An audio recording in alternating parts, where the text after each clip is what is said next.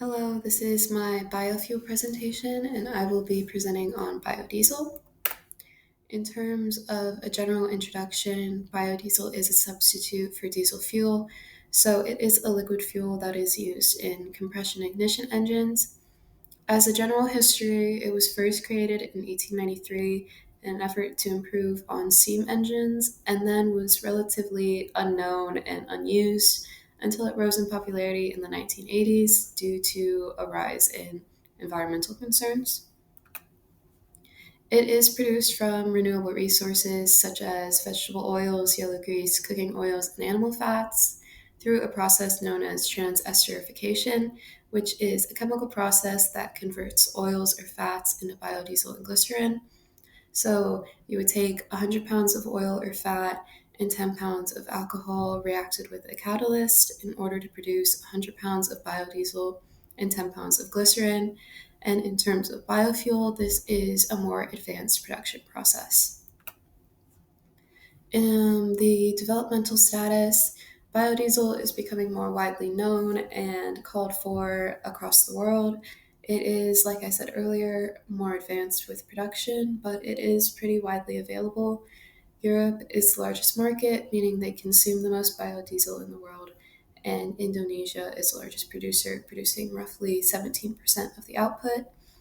In terms of implementation, policies are being made to help foster the production and consumption of biodiesel as a green energy. And in 2022, biodiesel consumption was roughly 41.75 million tons. Its impact on the carbon footprint and the economy: it decreases greenhouse gas emissions up to 86%. It is non toxic and biodegradable.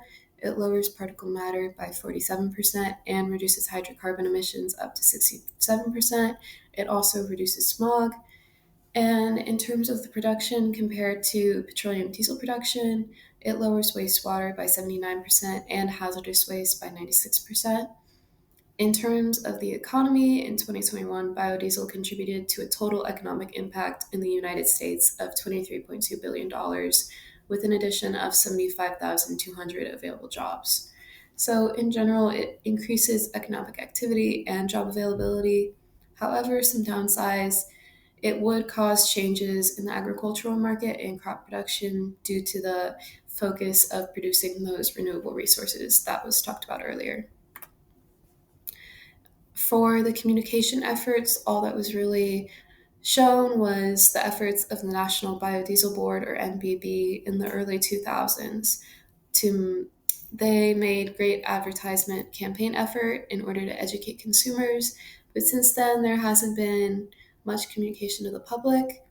And in terms of policies, there is one from the U.S. Department of Agricultural Biomass Crop Assistance Program that gives out financial aid to landowners that produce and deliver biomass feedstock crops for advanced biofuel production, which would include the production of biodiesel.